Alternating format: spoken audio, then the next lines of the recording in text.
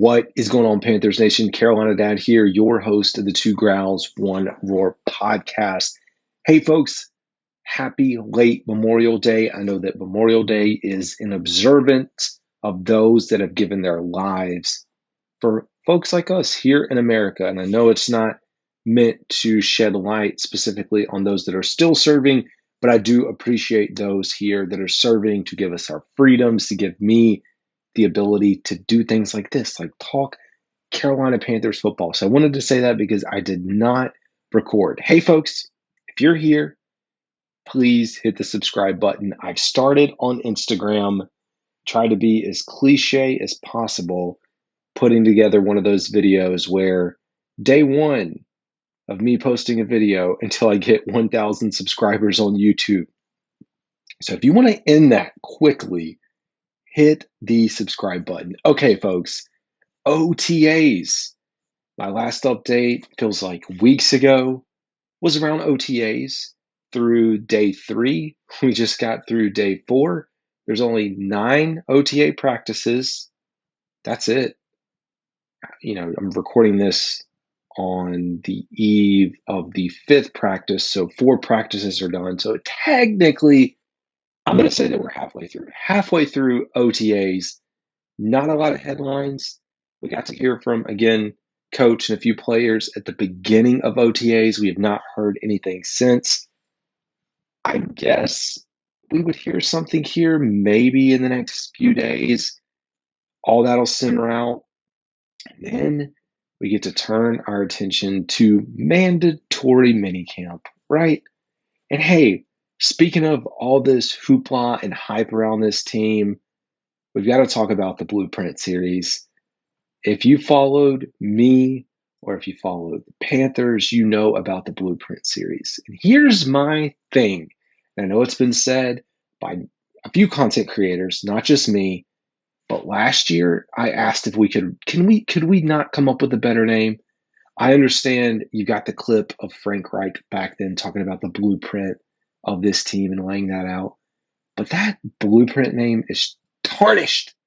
And it's been tarnished since the Matt Rule days when he was in here talking about Jay-Z and a 7-year plan. And for those who don't understand the reference, Jay-Z has several albums in his compilation entitled Blueprint.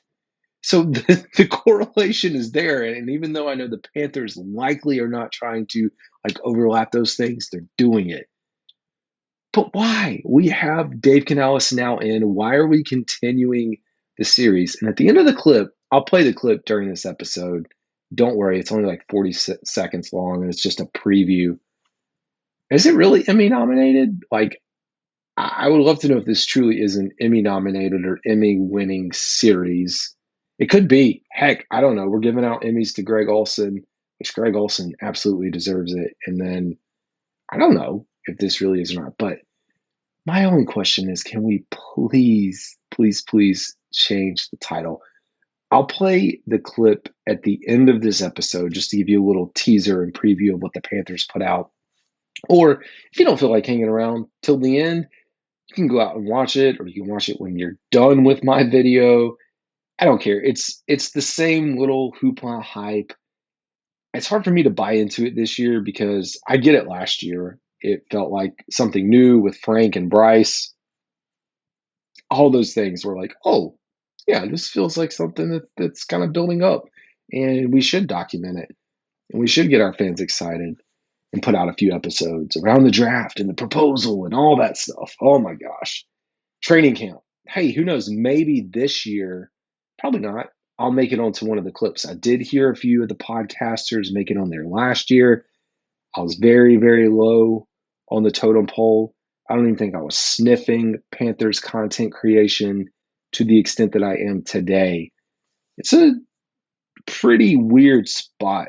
Like every now and then I just have to pinch myself. And I know half of you probably don't care, but those that are here with me to hear about the journey and to hear about me becoming a content creator and podcaster and whatever this is, I hope you enjoy it. And I hope you enjoy when I do share these moments because it is real.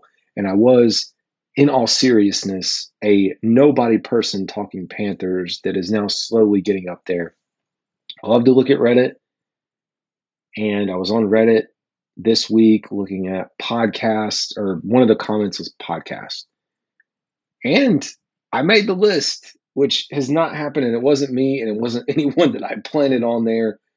But to think that I'm infiltrating the waves of Panthers fans and Panthers media for them to, hey, yeah, you should go give them a listen. I will say a lot of people giving Julian Council of Locked On Panthers a lot of grief. That's a tough job. That's partially why I'm happy with doing this when and how I want it, whether it's one episode, whether it's two episodes, whether it's clips, whether it's 2 minutes, 3 minute videos, like doing this on my schedule when I want to do it. It's nice. But going back to the general context of this thing, we got to see, bits and pieces of this talk around. You hear Dan Morgan talking, you see some clips and highlights of Dave Canales. It's hard for me to get excited. I'm excited about the content and the behind the scenes and all the things that go into that. Not so much just the generalized hype, but we'll have something to look forward to. It'll hold you over up until the season, just like last year. And maybe it truly is Emmy nominated. And maybe I'm just that far out of the loop. Hard to know. Now, speaking of OTAs, OTA headlines, let's talk about our man, Eddie Pinheiro. So I posted this, I sit on here some days talking about the people who follow socials and keep up with those things. I personally, it's hit or miss. I don't purposely go out looking to look at players' content. Honestly, don't follow all the players, and it's just by choice. Like I probably should or could, but I just choose, randomly to do it, man. So I follow Eddie Pinheiro on Instagram. If you don't know, as reported, Panthers are in the middle of OTAs. Eddie Pinheiro has not been at practice. And it sounds like he is looking for a contract extension or more money as he heads into the final year of his contract. That's expected behavior. However, our man is on vacation, living his best life. I don't know what tropical country he is, like where he is, but it looks like where me and my wife honeymooned for our vacation in the Dominican Republic. Like, I know he's not there specifically, but wherever he is, looks like a very nice resort. And he's having a lot of fun.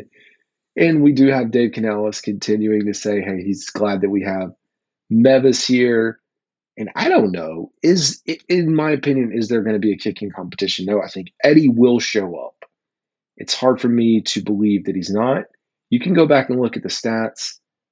As far as his consistency, I know he's had some misses and some not so good moments, but overall, I would say he is an average to above average NFL kicker.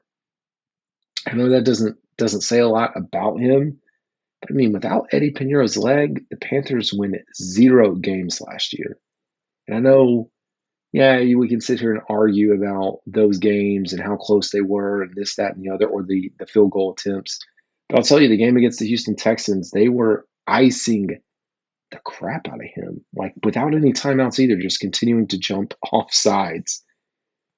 I'm not in the camp that wants him out either. Like, I think he should be safe.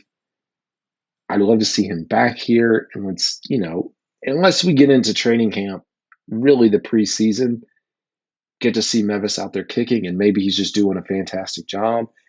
I don't know, maybe look at that UFL, XFL, whatever league that is, kicker that's knocking it from 60 plus yards. Heck, even go out and maybe give Nolan a tryout. Over Memorial Day weekend, we had our family in town, and we went to the park on Saturday. Well, I should say, the girls went to a birthday party. Me and the boys went out to our local park where they have two football fields, very nice, basketball courts. So we were playing basketball. Of course, no one always brings the football. He was out there hitting some field goals, man. It was probably 20, 25 yards, but he's in 8th grade. He's come a long ways. Like, I don't know where he's practicing because we don't really have a area for him to kick like that. Maybe he's doing it at school. I don't know. But it was fun to watch him do that. So maybe they bring him on. But outside of that, I mean, we see what's happening through OTAs and some of the pictures, but not a lot being reported. The good news is you're not, at least at this point, knock on wood, hearing about any injuries. I think there's a lot more that's going to come out of the position battles, who's doing well, who's not doing well. Also know just from talking to Canales, he doesn't want to give a lot of information away about undrafted guys that are doing well or different pieces of the roster because eventually some of these guys may get cut and we're going to try to retain them on the practice squad. And you don't want them to leak out or have other teams because just like we listen to the pressers, other NFL teams are also listening to pressers. They are tuned in, understanding what is being said where. They know what's going on. Speaking of OTAs, I bookmarked this tweet so that we could talk about it on the show today. It has to do with potential changes to OTAs. If I can, I hope I bookmarked it. I guess I didn't bookmark it. So I failed myself. Maybe I retweeted it. Maybe there is faith in humanity that I retweeted this. I think I did actually retweet it because let's get in. There we go. So Tom Pelissero, let's see. I know he's a reputable source. NFL Network, almost 700,000 followers. So he said, tweeted this out, end of OTAs question mark. The NFL Players Association is working to finalize a proposal to overhaul the offseason starting as soon as 2025, eliminating voluntary on-field workouts in the spring in favor of a longer training camp ramp-up with players reporting in mid-June to early July, per sources. One, I don't know why I can't talk. Restating that. Longer training camp where players are going to report in mid-June or early July.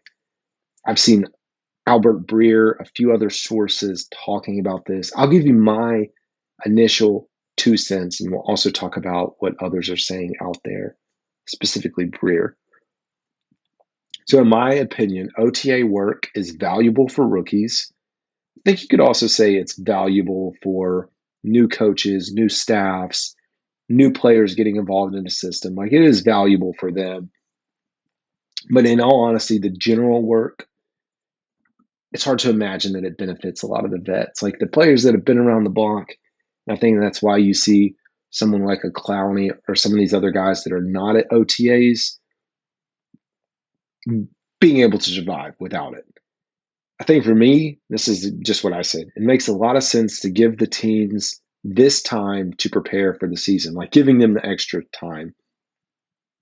It also makes it easier to eliminate a preseason game, I think, in favor of an 18-game schedule down the road. So if you're going to bring in players early in mid-June, early July, what you're really doing is taking that time now, the voluntary OTAs, pushing it out, and they report earlier. I like that. I think you have to eliminate a preseason game at that point. Like if you're going to bring them in a month and a half early or a month earlier than what they are accustomed to, I don't think you're going to be able to keep that preseason game. So you think about the 3 preseason games that are already there. We had 4, then we moved to 3. Under the Hall of Fame game, you get 4 technically for those 2 teams, but 3.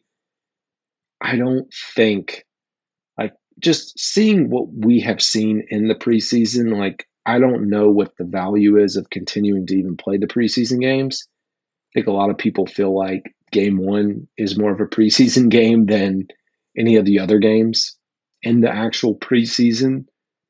And so that's my thought of where this is going to go. So you bring them in earlier, you eliminate a game, because the other thing is, like, what is the point of being there in June, July, unless, like, you decide, okay, we're going to do all these things and we're going to start the season a little bit earlier. I know college football gets to have its thing starting earlier than the NFL.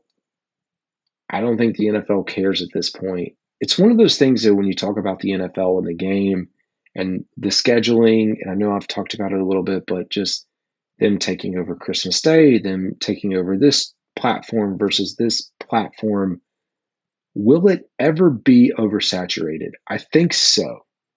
I think this is it's not just the NFL, but one, when I think about streaming services and paying, I know our family used to have like 5 or 6 platforms.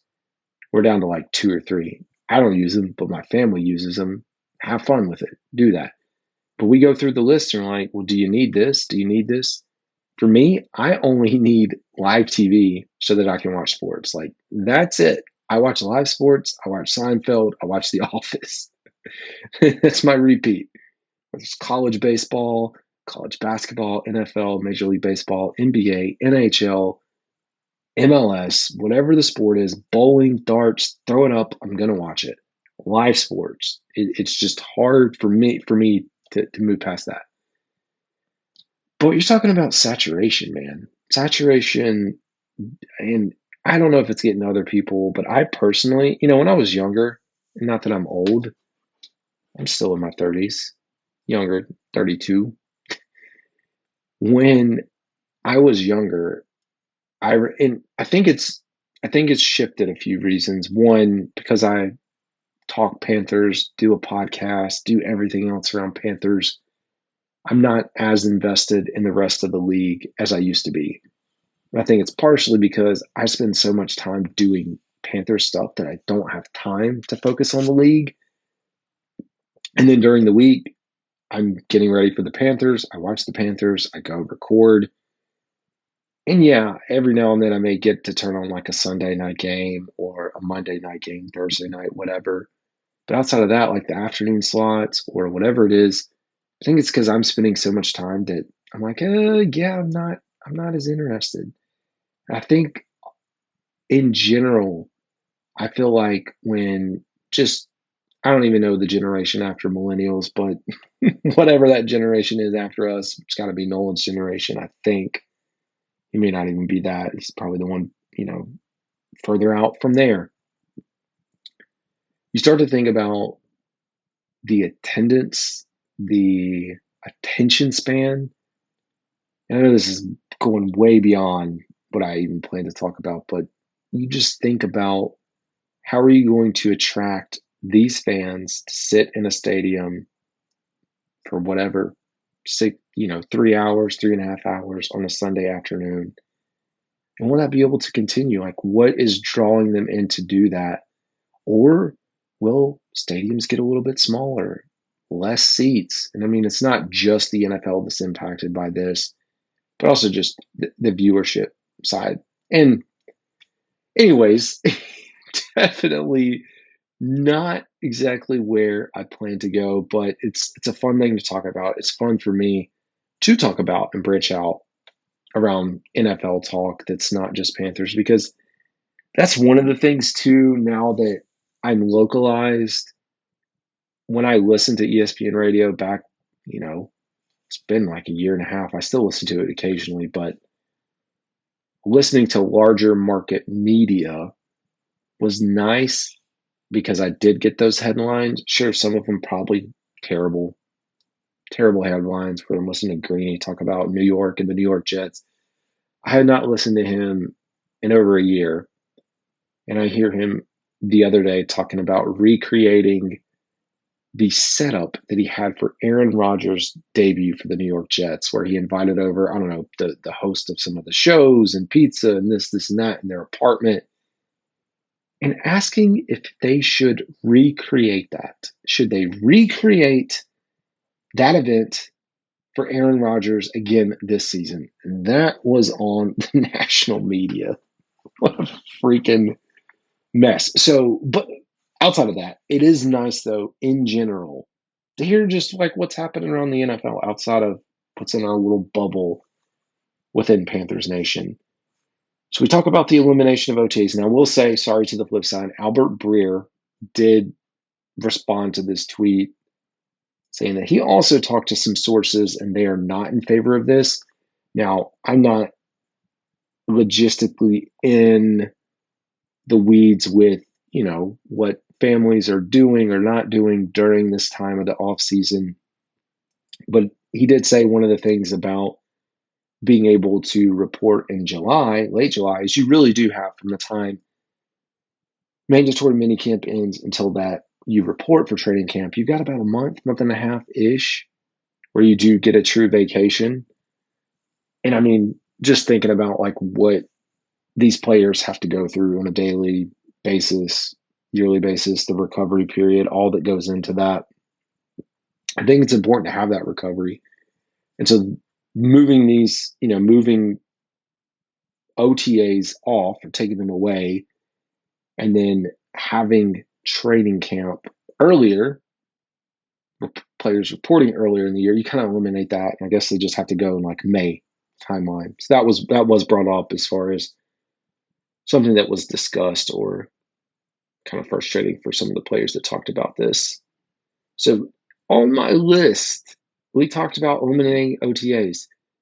We did not talk about the NFL chain technology and likely the elimination of it. Well, not the full elimination of it, but some enhancements. So we're going to be looking at the NFL put out, they tested this last year at Hard Rock. They're going to be testing it in the preseason with the potential to implement in the 2024 season.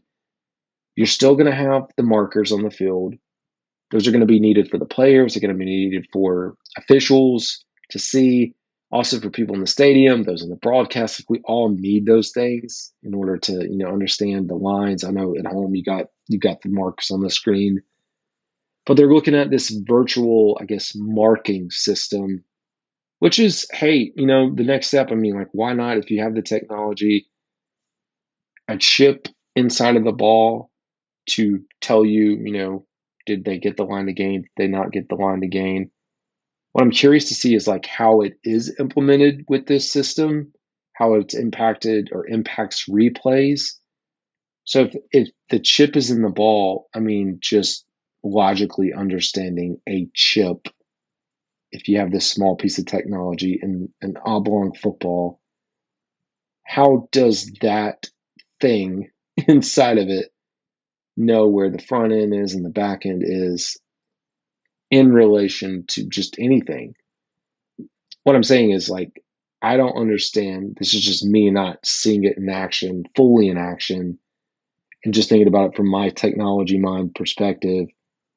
Like, unless the ball is like this full chip thing that can sync up, or the data or system that's built knows in relation to the chip how many inches from this way and that way the chip is. I don't know. But we'll have that coming into play. And I don't know if there's camera technology, I'm guessing, that's built into this. We'll be learning more and more, and I'm learning as we go through, talk about it. But I think it's just part of the evolution of the game. I mean, if you have it, why not use it? It makes a lot of sense. But I'm not a big fan. Football is a little different than baseball. I know Angel Hernandez just retired, officially one of the worst umpires in MLB history. Well, I'm sure Major League Baseball fans are very excited to see him go. I grew up playing baseball, but one of the things I really liked about baseball was having umpires and just like one, yes, I want them to be consistent, but knowing that calls make it a little bit different for each person who's behind the plate. When you think about the NFL, I don't really want that. I want consistency, consistency, consistency, and there shouldn't be any questioning or questionable calls. I mean, when you start talking about throwing flags for certain things, it's kind of hard. And I don't think there's, someone calls X over X, hey, they call holding way more than this person calls pass interference or whatever. I know there's not a great example, but things like that. So we'll see how that ends up playing out. Now, the other thing that I had on my list, this was tweeted out, and I think I did bookmark this, hopefully. I never know if I think in my brain I bookmark it, and I'm like, oh, yeah.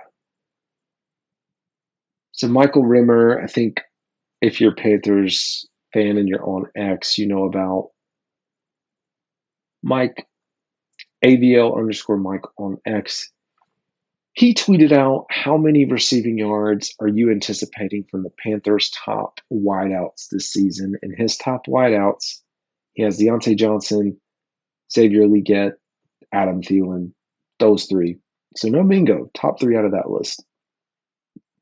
I saw a variety of responses between the groups, whether it was 900 to 800 for Johnson, maybe even 1,000.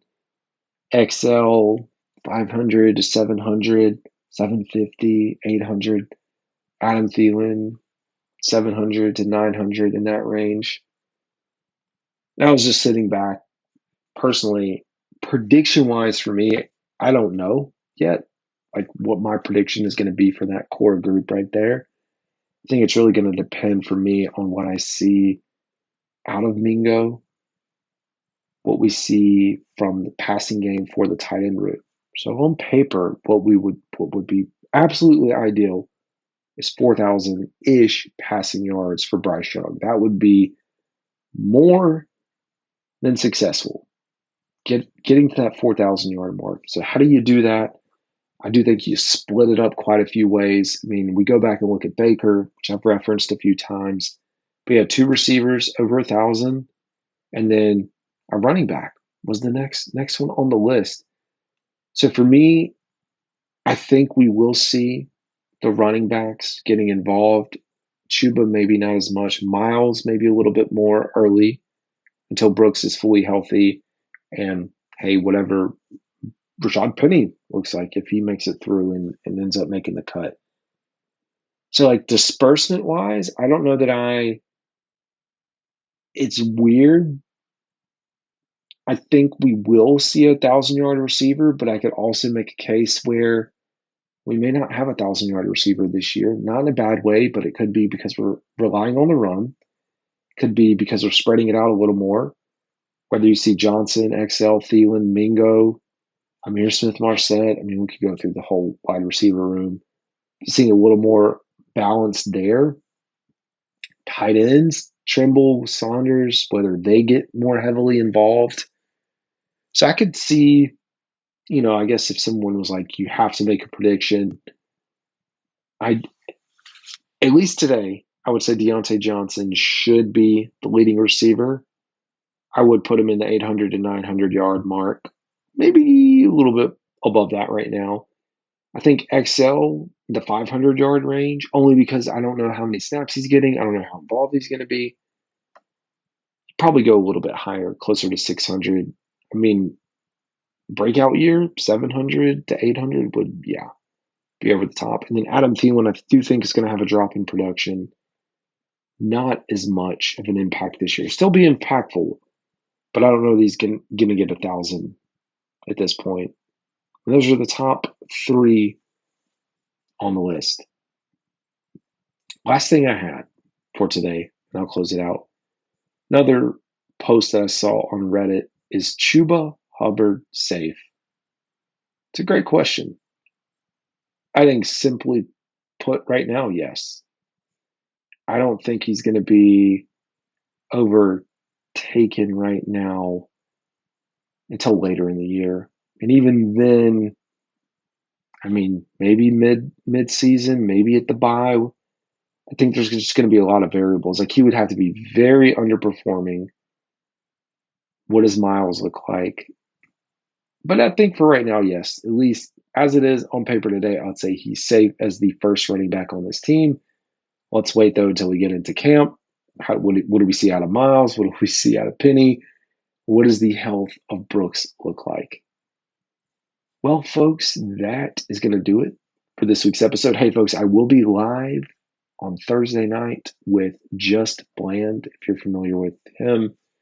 I'll be live streaming, talking about who knows what with the Carolina Panthers. But anyways, this is Carolina Dad. Y'all have a good one. Last year wasn't acceptable, and everybody in the building knows that wasn't acceptable. So we're going to do everything in our power to field a team that our fans can be proud of, that the Carolinas can be proud of. Look good now, blue, man. Feels good. Not red. Guys, I don't ever want to lose this feeling. I'm going to bring nastiness. Let's commit to that. If we want to be who we say we want to be, and just get tough as players that love football.